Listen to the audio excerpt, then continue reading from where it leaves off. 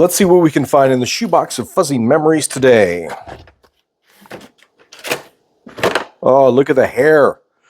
My radio ID card from 1995. You know what? This requires a longer story. Yep, that's me. 29 years old in the picture. 31 years ago is when this was taken. Do the math. I'm an elder Gen X, and if you're new to the channel, my name's Greg, and I'm a professional photographer and also do film and stand-in work, and I'm a former radio broadcaster, thus the picture and thus the topic of today's video. Now, let's talk about radio as a Gen Xer. It was a mainstay in the household and in the car when we were growing up. You know, I grew up in the 70s, was my childhood, and the AM station was just an on at the house, in the car, and it was part of life, basically. It was a lifeline. You know, you'd listen in the morning, especially in the winter. In fact, only in the winter, to find out if the buses were in fact running. Also, they had a buy and sell program, which is the equivalent of Facebook Marketplace, but you had to listen to the radio and call in and say, hey, I'd like to bid on that item. My mom absolutely loved that show, and it was, you know, part of the integration of the community. It just felt like community. The morning show host, his name was Rusty Draper, and he felt like a father figure, not to downplay my actual father figure. He was a very wise man, just a little emotionally disconnected for a very sensitive young man like myself. But nonetheless, the morning show host, he was great with the callers, particularly like elderly women would call up to the radio station. And it was a warm, fuzzy feeling to have that morning show connection with that host. He felt like he was part of the family, kind of a deal. And every day he would sign off with the same catchphrase: put the kettle on, honey, I'm coming home. It honestly felt like a hug. And a fun fact, I'm now Facebook friends with the former Aurelia CFOR program director, Rusty Draper. So shout out to you, Rusty. And into the 80s, then we had the rock radio. You know, we could barely get Q107, 90 minutes north of Toronto, but man, I loved Q107 and the morning show, the shock jocks, and just the music of the era in the 80s. It was just part of growing up. You even tried to make mixtapes off the radio if you were that bold, and I loved it. I loved radio. I thought about being on the radio, but for some reason I never pursued it. Instead, I went to the local community college and I took business administration, which I do not regret whatsoever. I mean, business I thought was a very applicable kind of education, and it served me well, especially in the photography business or just even being entrepreneurial, which I am as well. But it led me to a career in Mississauga as a branch accountant office manager.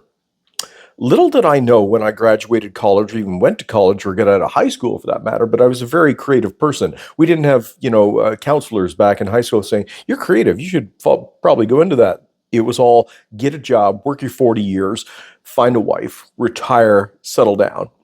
I tried that. I tried the office manager job in Mississauga. I moved for a girl. That's a whole different story. It didn't work out with the girl. Didn't work out with the job either. Nonetheless, I stayed for a year and a half? I guess I was in that job before I moved back to Aurelia. Now, this is how I got into radio, because I didn't go to school for it. I was working for my brother, who owned a sign company at the time. We were outside, lettering a vehicle or something like that, and we had the local radio station, a new rock station in Barrie, that one, and an ad came on, and it said, you too could be on the radio. Sign up for the Radio Today on-air training program and find out more about how you can let your voice be heard on the radio. And I was like, oh, wow, I could do that. And I did. I called and got the information. It was a $500 course. And it was in Barrie, so I had to drive like 90 minutes twice a week to take the course, which involved a lot of script reading up in front of the class. It was like school, basically. And you get up and you'd read, professionally written radio scripts, ads, ad copy, or just promos, etc. And it just got you into the cadence. The instructor was the program director of this radio station. So I did that for a while, and then I had an opportunity to move to North York. I was living with the parents, so I wanted to get out of the house again. So I, moved to North York, room at a place with three other guys living in it. It was very close to the Q107 studios, and they had a program called Barometer. It was a live show in the studio lobby hosted by Bill Carroll, kind of like a Phil Donahue kind of thing with an audience and entertainment and speakers and everything like that. So I went and checked out the show, and it was amazing. After the show, I went up to the producer and I said, "How do I become an intern?" Because I knew about internships. To get into the radio industry, which it's not paid, but it's the experience that is the benefit of interning. And she said, I can hook you up with that. Her name was Sharon Mann. And within a week, I was interning, working with Bill Carroll and the Barometer Show. I was kind of like the stage manager, and it was my introduction to big time radio. Q107, I mean, the studio at Young and Orton was 2 stories. Unbelievable. Staff Lounge had a pool table. It also hosted AM 640, the sister station. Brother Jake Edwards was the morning show host, and Rockin' John Derringer was the afternoon drive host. Energy in that building was phenomenal. It was a great learning experience for me. At the end of that, I moved back up to Aurelia, still taking the course, still doing the training, when the program director started putting a few of us on the air at Rock 95 overnight. Just start by mixing the music and playing station IDs, and then after a while, they're like, "Okay, turn on the microphone, try a bit, do a back sell, do some weather." Do something, write some stuff down, because that's what I was doing. I was shitting my pants, to be honest with you. It was live radio. People are listening, even though it was overnight. A lot of shift workers, you know. So I wrote everything down, and I slowly improved as a radio host. So they started putting me in different time slots, and that lasted for a while, and I was really enjoying it up until a point, and this was actually earlier in the career, when I realized that radio wasn't as free in terms of a creative expression as I maybe thought it was. I did a bit about a guy at the gym who had developed he had man boobs, all right? My problem was I said he had big nipples. George Carlin did a bit about 7 words you can't say on television or radio, and nipples wasn't one of them. But the program director wrote me up. He said that was offensive. This was early, politically correctness. It was just starting to form. You can't say nipples. Nobody complained except the program director. So nonetheless, it was a red flag that, oh, okay, maybe I have to walk on eggshells. So that was an early indication that, there were gatekeepers in the radio industry. Fast forward to when this picture was taken in 1995, just before 3 guys from this radio station moved north to take over a radio station called FM 101 in Muskoka. And they wanted to turn it into something called the Moose. So that was my first incarnation of going up to Muskoka. They hired me to work for them. And I did swing shift until they put me in the morning show. The morning show host was driving from Barrie to Bracebridge in Muskoka every day. And he got a little tired of having to get up at 3 a.m. He was a young guy, liked to party. So did I. Nonetheless, I was thrown into the morning show. It didn't last. I mean, the show was good, but these guys were running this station with too many staff and not enough sales. Therefore, Telemedia took back the reins of the station, and they basically fired everyone. I got called in just after the New Year's break, and he said, "Greg, it's not your show, it's not you, but we have to cut some expenses." The one other guy they kept had a little more seniority, so I got the turf. But I ended up working in Aurelia again at the sister radio station, which was the original CFOR that had become 105.9 Easy Rock. So I did some shifts there, and it was easy listening, so I had to tone my energy down and be, Heavy Early or Venus Flytrap kind of, instead of a Johnny Fever. So nonetheless, I stayed there for a while, and then in 1997, I found out that a gentleman from Q107, the former sales manager, had bought the Bracebridge radio station. Incidentally, I'd met him when I interned at Q107. He hooked me up with some passes for Canada's Wonderland. I don't think he remembered me, but nonetheless, I sent him off tape and resume. On the resume, I said intern in Q107. He hired me, and in 1997, I moved up to Muskoka to be the program director, music director, morning show host, everything else for Moose. the Moose FM brand, which soon would grow into multiple radio stations. So that was my attempt, where most people tend to want to live or move to bigger markets. I recognize that Muskoka was a big market, still is, in the summertime. Triples in population, the who's who of film, entertainment, and business moolah, still cottage up in Muskoka. It was a good experience, very good experience, but it was way too much. I took on too much responsibility. Morning show host, music director, program director, a lot was going on. I had an engineer who thought Y2K was going to, just absolutely wipe out all the computers in the radio station. We all know what happened or didn't happen with Y2K.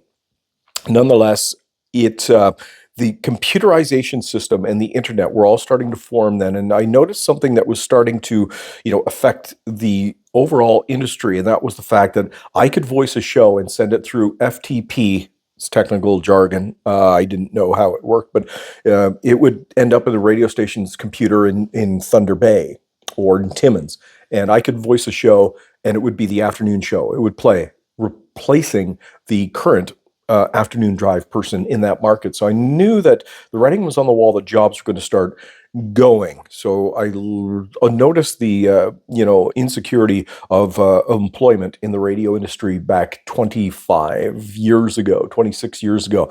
Another thing happened where a September afternoon, some planes flew into some buildings, and I was live on the air. We had just signed off, and the news director walked in and said a plane flew into a building. That's why I put it that way. It was very nonchalant. I thought a Cessna flew into a house. It was obviously a lot different, but after that, I became glued to CNN, became a news junkie, and it affected my psyche, almost PTSD-like, and it burned me out. I was kind of self-medicating at the time, and my show suffered. The program director came to me, or at least the station owner, Christopher Grossman, came to me and said, "Greg, something's got to give. We can't take you out of the morning show, but we'll bring in a program director to take some of the burden off your day-to-day activities." The program director was a asshole. He'd never turned on a microphone in his life. Standard Radio still retained 30%. Standard Radio owned Q107, and they entered an agreement with Grossman when he bought the Bracebridge station that they would retain 30% ownership. They kind of helped him out with the financing of this project. So they handpicked this program director to come up. He'd never really, like I said, turned on a microphone, knew nothing about music. It was oil and water, our relationship. So within a year of him being my overseer, it broke. I was angry, and the owner, Grossman, Mr. Grossman, said to me, "Greg, you're gonna kill this guy. Please don't flag me for that," because it was just I wouldn't have done that. But nonetheless, he knew that I couldn't maintain a good morning show and a good relationship when it was strained from the manager. And when you get those managers, it's just like, why is this guy in this job to begin with? So that was my first exit from Moose FM. I started working for a buddy, owned a property maintenance company. No shortage of work if you're willing to do it in Muskoka. So that I worked for a while, and then got called back by Grossman, did some weekend shifts, and he was like, "We need you back in the morning show. We'll make it work." They got rid of the program director is what happened. I wasn't the only one that wasn't really satisfied with having to work with him. The morning show host that they replaced me with didn't get along with him either. I could have predicted that. Nonetheless, I went back for a few more times, but then it was I started to realize that yes, radio was being run by consultants, and it was money driven. It was, it wasn't about content is king anymore. It wasn't about, being, a mirror to reality. One of the first things I learned in radio, and I love this, radio, when at its best, holds up a mirror and reflects reality. Well, my reality didn't involve talking about Britney Spears. all right, or even listening to Britney Spears. So I left again, and that was the writing on the wall for my radio career. I thought it was going to be a my retirement, and here I am, 60 years old, and the last time I got into radio, I went back. I got pulled back because once it's in your blood, radio. It's just kind of it stays there. There's something about that, behind the microphone and building a relationship with an audience. So I went back to the Aurelia radio station, which had changed hands once again. It was now a country station, pure country, and it was owned by Bell Media. And I was doing some swing shift there. The pay, I was paid relatively well in the heydays of radio. Now I was making $16 an hour to do swing shift at the Bell Media outlets. And once again, early on into the career, I found out that the creative freedom had all but vanished in the radio industry. I did a bit, which is a short little segment. I did a bit reflecting life from my mirror about a show I'd watched on Netflix. Bell Media, they did not own Netflix. They owned Crave TV. So I got called into the program director's office and he said, you need to talk about, you can't talk about Netflix when Bell Media owns Crave TV. And I was just like, I don't have a Crave TV subscription, nor do I want one. I would have quit that job, I think. But nonetheless, COVID took care of that. 2020, when 2020 rolled around, it decimated kind of everything in terms of the radio industry, just kind of live and location stuff. Budgets, everything kind of fell by the wayside. So I guess what I'm trying to say is that with what's going on with AI nowadays, jobs are being replaced, but creativity is finding a new home. All right, radio industry has fallen right now. Film industry, music industry, basically institutions are kind of crumbling around us. But a new thing is emerging, and it's called the creator economy. And I'm really excited about that because it's now giving me a chance for my voice or my creativity to hold up that mirror and reflect reality. And that's kind of what I'm doing with this YouTube channel.